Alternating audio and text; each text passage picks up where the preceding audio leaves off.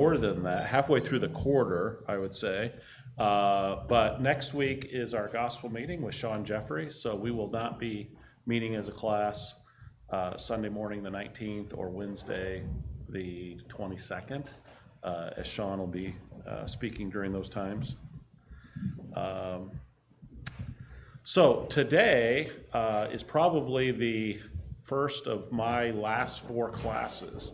So I envision this topic will wrap up over the course of the next 3 weeks. This week, then the gospel meeting, then 1 week after that, that's when I start a couple of travels to Florida to see Jared's graduation ceremony, and then a work trip during much of the month of May. So as it is right now, the plan is for a couple of gentlemen to have 1 week long studies for the next few weeks of the quarter. So more to come on that, but I'm giving you that little bit of an overview just for perspective on where we're at in our study. For those who were here Wednesday night, we were discussing question number 9. What implications does acknowledging Jesus as King have for our commitments to discipleship and following him in our daily lives?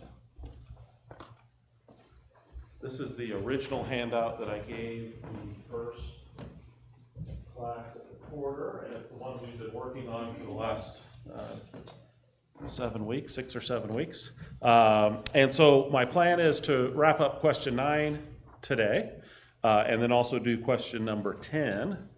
And then I have handout number 2 sitting up here on the table, which I'll give out, or someone will pass out here in a little bit.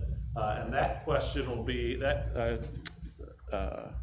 be for Wednesday night and for the 2 classes we have after the gospel meeting. I've alluded to this several times throughout our study about, hey, let's be honest, as Justin talked about on Wednesday night. Let's really look at ourselves and examine, are there things that Jesus as King has told us to do, but we're not really comfortable, or we don't like some of those things, and maybe we just don't give them much attention. And so we want to really look closely at, are we as submissive as we think we are to Jesus' kingship? So that's the preview and overview by way of review of our class. And now I will throw out a question to kind of pick us up where we left off Wednesday night.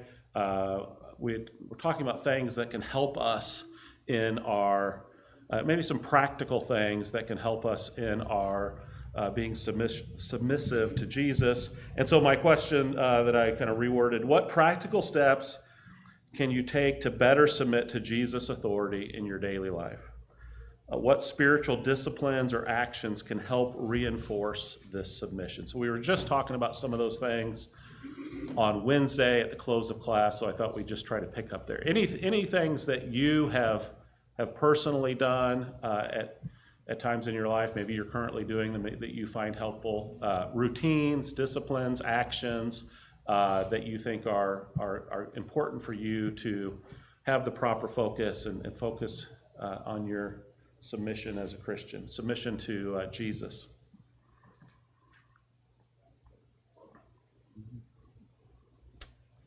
John. A regular Bible reading regime. Yeah, absolutely. And we talked about how, submitting to Jesus' authority starts with knowing Jesus and knowing what he expects. He, as we talked about on Wednesday night, he sets the standard. What he says is what matters, but we have to be familiar with that. And if we never open our Bibles and we don't provide opportunities for our hearts and our minds to be informed of God's word and what Jesus wants from us, then we're going to fall short.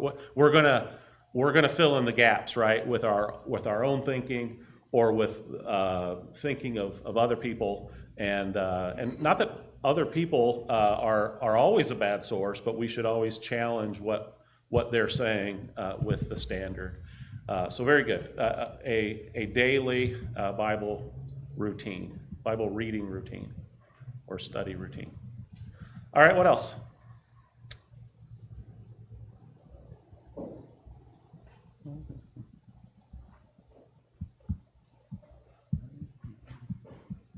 Nathan.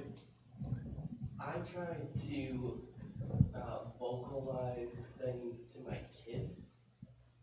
So like sometimes I'll just have a thought that's like, oh man, that's amazing, God did that thing, or look at that beautiful thing in nature or something. And sometimes I think to myself, well, it doesn't need to be said, it's kind of obvious. But I say it, especially to my kids, so that they can know how good God is or how good Jesus is and start to and they have those thoughts themselves. And specifically about submitting to Jesus, like lately, we're constantly talking about obedience and how they need to obey, but externalizing and vocalizing those thoughts about me obeying and needing to obey Jesus and making connections for them about them obeying us is learning how to obey so that they can also learn to obey God. Yeah. Submit to Him. Good. Robin. But as you're vocalizing those kinds of things to other people, you're remembering it yourself. Sure. And that's helping you to focus on that for yourself also. Yeah. Those who are parents, we've experienced that, right? Is we want to teach our kids, we want to show them the right way and teach them about God, but we know words can be very empty. Children are great imitators, right? They're better imitators than they are interpreters, I think is the cliche. And so really, we should say things, we should communicate, we should teach, but we have to understand that if our life is not consistent with the words, then our kids will see that, and our kids know, how serious, how important Christianity is in our lives. They know that, and yes, what we say is part of that, but I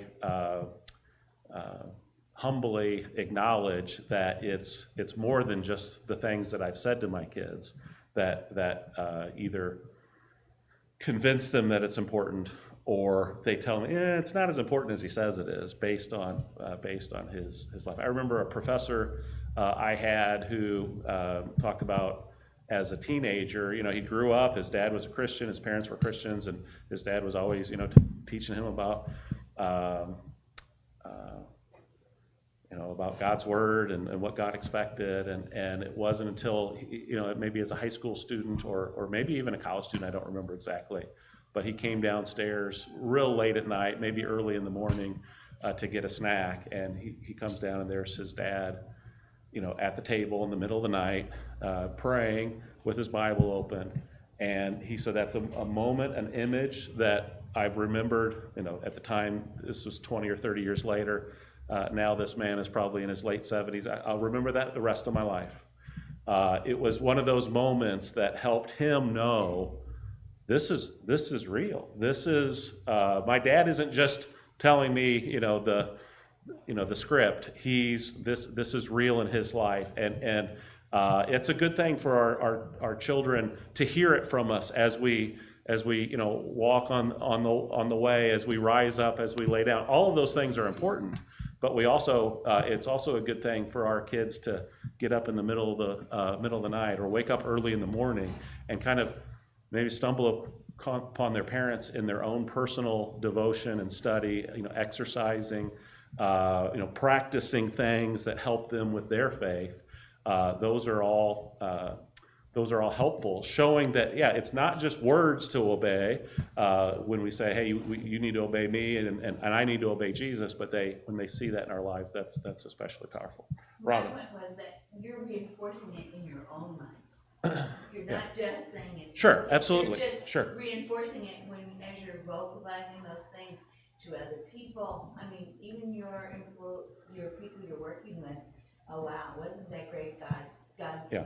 makes this possible, or whatever you're gonna say, it's reinforcing it in your mind, your own mind. Sure, yeah. In our culture is really inundated with a lot of like Judeo-Christian values. People who don't even believe in God, a lot of their morality is based on like things from the Bible. They don't even realize Sure. it. Their ideas of what's right, of what justice is. And so thinking in your mind and making connections about why you do things, I think is a good way to say, I don't just do this because my neighbors all think as a society we should, take care of this problem, or we should be this kind of a person. I'm doing it because it's the right thing to do, because I'm making a specific choice to follow Jesus' example or Jesus' law, and sort of differentiating in your mind. I'm not just a good person. I'm trying to do good things and be moral, but I'm trying to follow Jesus. And I think that comes into play a lot where all of a sudden the morality around you shifts to do something other than what Jesus teaches. And sometimes if you aren't basing your beliefs and actions on Jesus' authority and position in your life, it can be tempting to say, oh, well, probably Jesus would be fine with that, because you're not thinking about it from the right Sure. angle. Sure. And we see that a lot, obviously, in around us happening all the time. But that thinking of Jesus as like a foundational, the anchor that's holding you in a specific place, and that anchor in your life is a way of acknowledging him as having that special level of authority over what you decide not just to do, but to believe and to value. Yeah. And you acknowledge that to yourself, and when necessary, you can make a difference between what you're doing and what other people are doing and why. Yeah, very good. Yeah, our Jesus is our King. He's the one we follow, and that should be our focus in all aspects of our lives, all the time.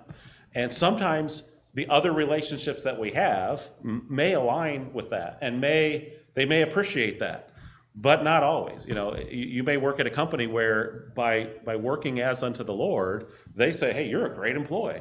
But then you may change companies, or maybe the company you work for changes, and now all of a sudden they don't necessarily value that integrity, that honesty, and maybe they're saying, hey, we need you to kind of look the other way on this one. No, I'm not. Just because the company has changed, my loyalty is to Jesus.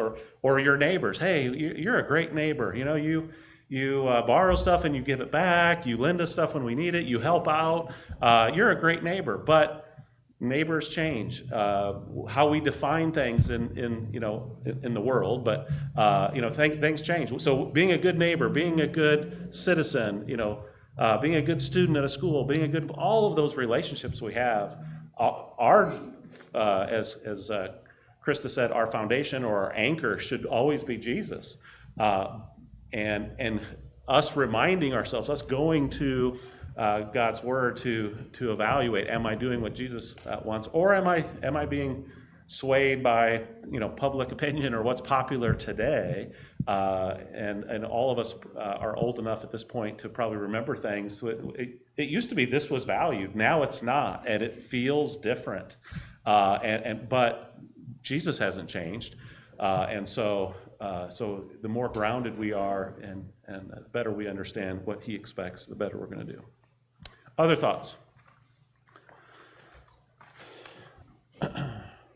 All right, so I'm going to kind of rapid fire just some of my notes here. Again, this was kind of a review question, and it was very similar to, I think, question number 3 on our handout. But what implications does acknowledging Jesus as King have for our commitments to discipleship and following Him in our daily lives? We talked about total submission to His authority, living out His teachings, prioritizing His kingdom. Of course, as we look at Jesus' life and His teachings, recognizing that sacrifice and service is a huge part of that, and embracing that. One of the things that He told His disciples was, go and make more disciples. And I think that's one of those things that we probably struggle with, this idea of sharing our faith and proactively, talking at work about about God and Jesus and being open about it. Hey, that's one of the things our country, my company, most companies I think nowadays, we're not a big fan. Let's not talk about, religion and politics at work or at least religion. Let's kind of, that's a private thing. And so we're discouraged from doing something that Jesus tells us to do. Now, again, that doesn't mean that Jesus said, hey, yeah, spend all your time at work evangelizing. But at the same time, I think, again, when we compartmentalize and say, well, the only free time I have to evangelize is this little window, we're not doing it well. So making disciples. I think another thing we've talked about a little bit so far is trusting Jesus, trusting his sovereignty. What do our lives look like?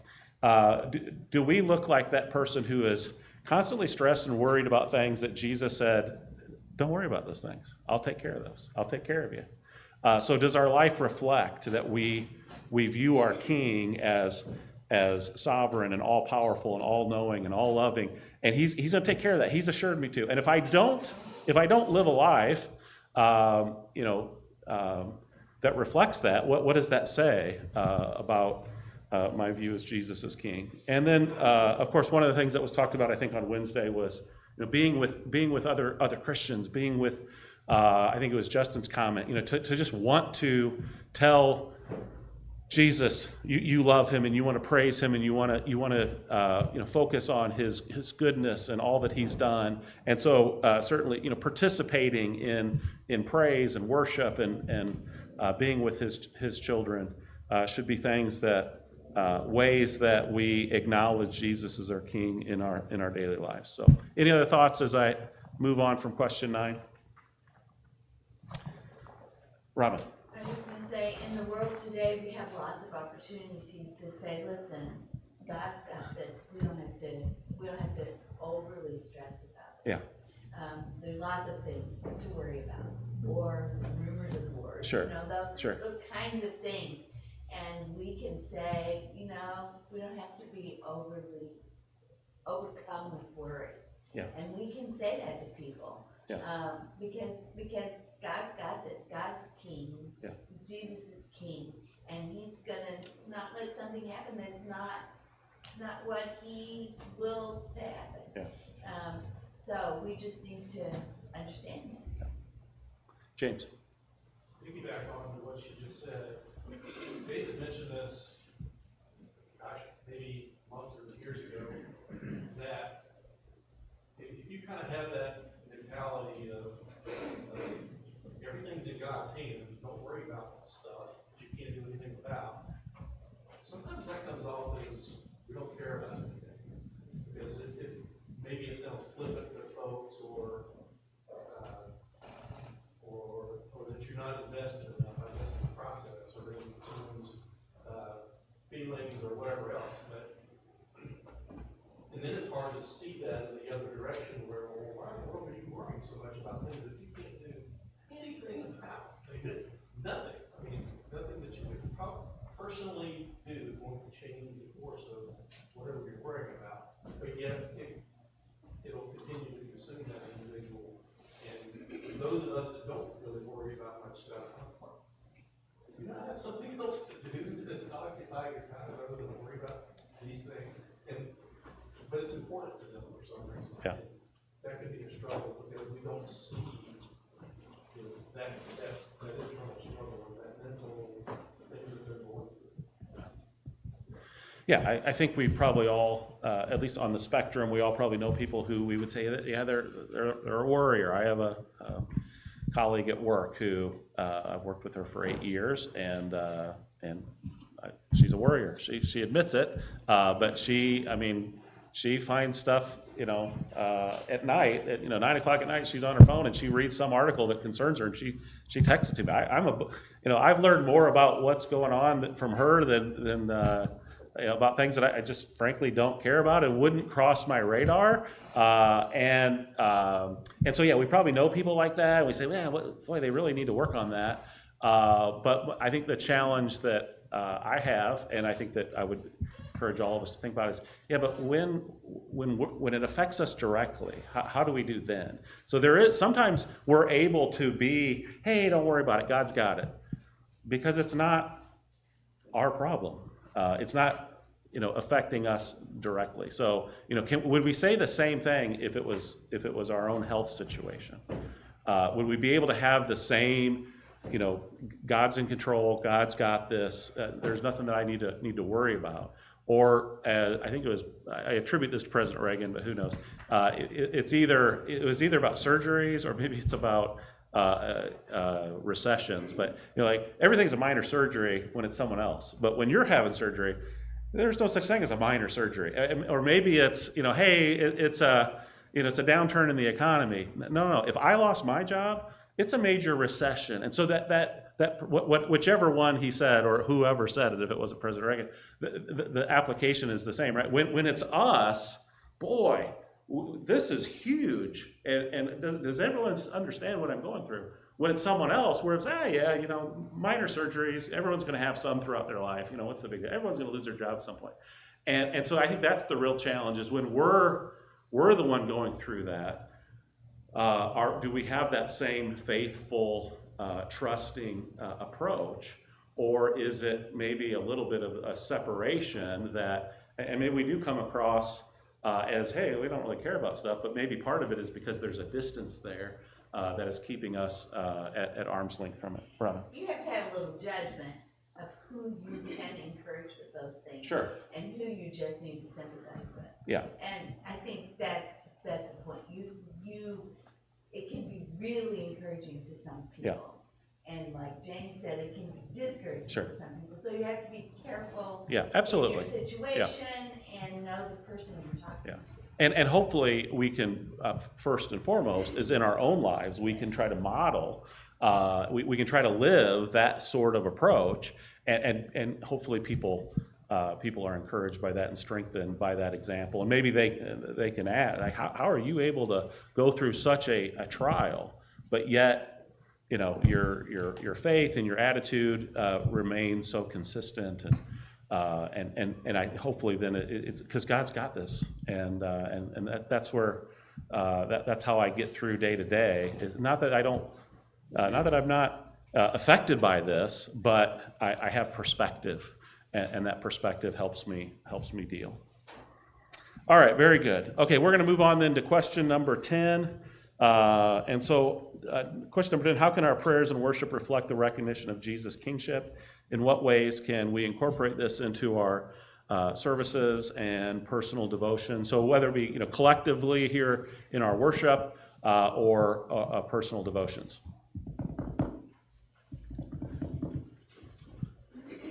Any thoughts?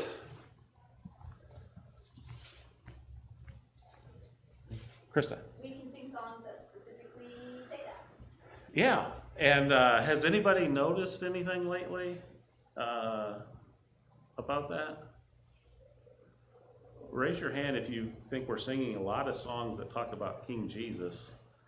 And now I'm going to ask, hey, song leaders, raise your hand if you've specifically selected songs that focus on King Jesus. Yeah, and that's the way. That's not like, ooh, this is the first time that's ever happened. I certainly appreciate it. I did it in March when I had song leading on Sunday. I intentionally selected verses. Obviously, spending a good amount of time thinking about this subject. And I think I had one of the earlier ones in March. And then I know, oh wow, Nathan, all of these songs are really appreciate Nathan. Oh, James did it, and then I started wondering, like, but how much of it is, it's like you buy a certain car, right? And all of a sudden you're like, man, everybody's driving the new Toyota Tundra or whatever it is. Like, these are all over the place. Maybe it's part of that, that the theme that we're studying, that I'm thinking about, that I'm reading passages about. All of a sudden, it's popping out of songs that don't say, King Jesus or Jesus is King.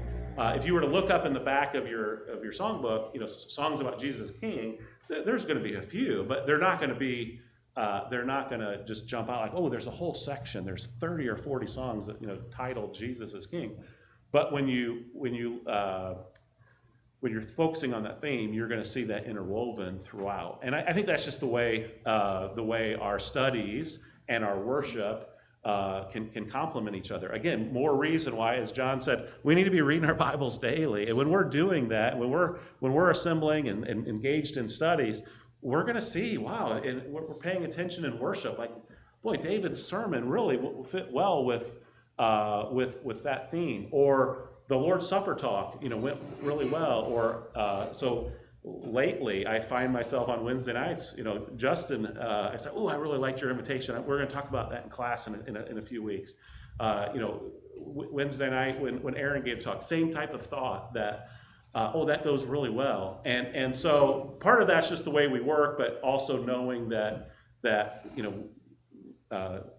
worship leaders can and should, prioritize that. One of the things that Shannon tells me, I don't know if it's universally true, I haven't surveyed, so I'm going to throw this out here. She always says, Bill, I really appreciate it when you make some comment before a song, that you give a little bit of background, and not just like, oh, this one time I misled this song and it was horrible, and not just some random distracting thought, but something that perhaps gives a little bit of perspective about it. Maybe it ties it with other songs.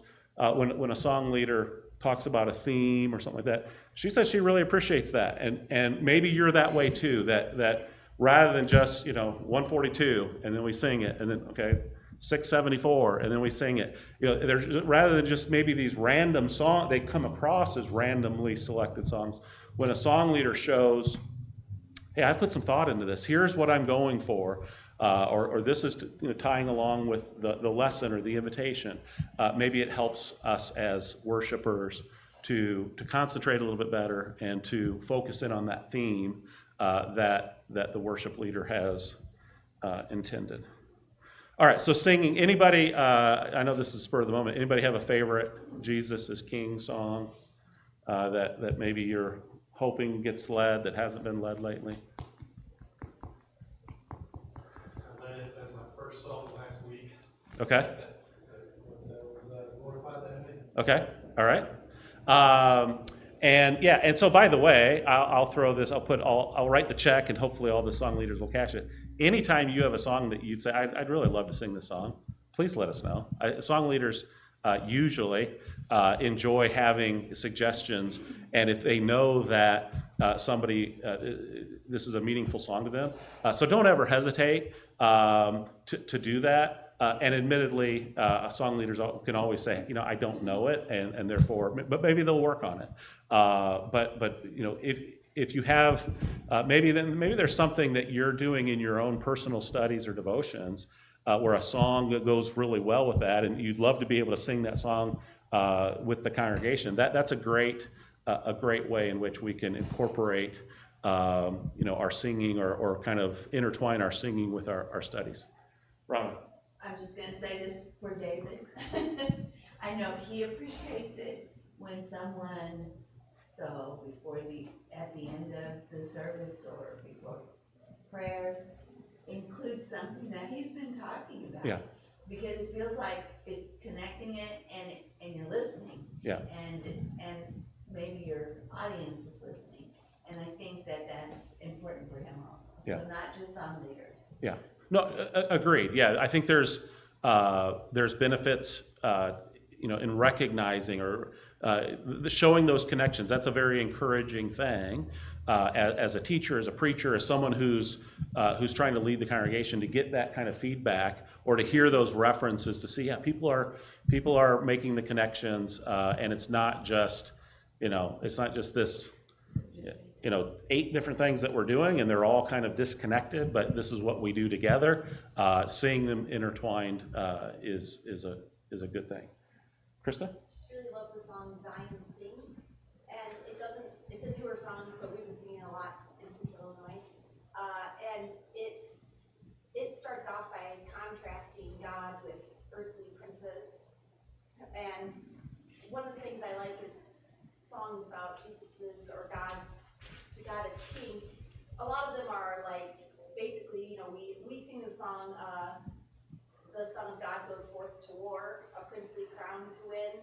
And we sing a lot of songs like that about God's power and mightiness and like almost like a warrior king. And in Zion Sing, it's about his steadfastness and his beauty and his mercy and his provision. And I like to sing songs that talk about different aspects of kingship and the way God fulfills all of those, and not all. I love the other ones too, but like Sure. I like in Zion Sing, there's just this rich picture of God as the King who loves us and cares for us, and how that just drags the love out of our hearts, so that you like can hardly stand it. Yeah, good. Thank you for sharing that. That's not a song that I think I've ever sung before. But no, it's good to hear. It's good to hear new songs, and I don't know if it's in our new hymnal or not. But now that we have a license to share things, hey, we can perhaps seek it out. So we've talked about singing, which is good. Don't want to cut that short, but in spirit of time here, what other aspects of our worship, or in what other ways can we incorporate Jesus as King into our worship or our personal devotions? James? I would say with prayer, what are we praying for? And Okay. What are we, are we praying for things that are just selfish to us? Or are we praying for, there's other dads in the room, are we praying for wisdom? And asking God to bestow that wisdom upon us, but help us through the process of learning that, because it's not always fun, that's for sure. But are our prayers just selfish to us, and God, can you make my life comfortable? Yeah. Or are we praying for things that are genuinely either going to stretch us out of our comfort zone, or bend us some way to be more effective in the kingdom, or help others around us, as opposed to, God, can you just make things better for me or for someone else? Yeah. Again, some of the things we've talked about before. Are we prioritizing the kingdom? Well, the kingdom is not of this world. The kingdom is spiritual. And so are our prayers, are the things we ask for spiritual in nature, or are they more physical in nature? And we might say, well, and I don't want to just ask for things. I want to say thank you too. So, but maybe we find ourselves in kind of a rhythm of, I ask stuff and then I say thank you, and I feel, well, at least I'm saying thank you. I'm not just asking and never saying thank you. But there's a lot more that we can do in our prayers. Building off of James' comment, we should ask God for things. He wants us to. That's appropriate. That's a sign of our recognition of Him as God and His capability to do that. But again, if we look at our prayers and we say, yeah, we do tend to be, asking for things that are more comfort related or they're physical related. Again, there's an opportunity for us to reevaluate that. But even in the way we address God, I know it's true for me. There's certain ways that I typically do that. And so I think using different ways to address God, to speak about Father and King and Almighty and Jehovah. There's lots of things, and I'm not saying everything should be about Jesus as King, because that would be maybe at the detriment of the other aspects of Jesus and of our Father. But that's something, again, maybe the kingship of Jesus is something that we can incorporate more in that way as well. So yeah, certainly our prayers should be recognizing that, and it's not just in saying, hey, Jesus, you're king, or hey, Jesus, King Jesus, but there's other ways in which we can reflect that understanding and acknowledgement of his reign. Other ways. Carrie. Just want to tie together the song and the prayer. A lot of times when I'm praying, I get stuck with some of the same ideas. But what I notice then is that there'll be songs that come into my mind. And so when we sing those songs or talk about those things, that helps me in my prayers to be able to express myself differently to God than just my own words. Yeah, excellent. excellent. So songs, hymns, spiritual, so all of those things. But then that might lead us to Psalms or our reading of Scripture. Again, there's things that we might say, I've never been comfortable saying those things. But then when we see David or others, speaking so openly, so just pouring out their soul in different ways, it maybe helps us to recognize, God is big enough. He can handle our thoughts. He can handle our concerns and our frustrations and our doubts, and he can handle those things. And he wants us to come to him with that. And obviously when we're coupling that with Scripture and spiritual songs, that's usually going to be to our benefit. It's going to help us in that expression. And obviously all of that is speaking of relationship with God, right? The more personal, the more intimate that relationship is, the better we're going to be as Christians, following him, being faithful, because it's not just this compartmentalized, I do these things. A Christian is one of the hats that I wear. No, it's who we are. And if we have that intimate relationship with Jesus, that's going to help become that foundation, that anchor that Krista talked about. Nathan and then Jake, or was it the other way? Jake and then Nathan. So I think that one thing we could do is we need to be remembering that we are doing things in the name of the King. Like we see that in like movies and things in the Middle Ages. Yeah. In the name of the King, open up and whatever. Sure. And that carries a lot of authority. But also at the same time, if you are claiming you're doing things in the name of the King that the King is not endorsing, that's a big problem too. Sure. And so I think when we're singing, when we're praying, when we're leading a class, when we're preaching, when we're even as participants in the audience, like we need to remember that we're wearing the livery, the sigil of the King, and that carries some weight. And we need to be, I think if we're cognizant of that and focus on that, it will change how we worship, because we got it, that carries weight. Yeah. I'm going to venture a guess that if some super important person, you can pick who that is, were to walk in this assembly and sit down and were to worship with us today, it would be in our mind.